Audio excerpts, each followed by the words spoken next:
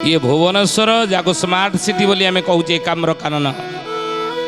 ये यार इष्टदेव कि ना श्री अनंत वासुदेव मन रखते कथा ये इष्टदेव होने अनंत वासुदेव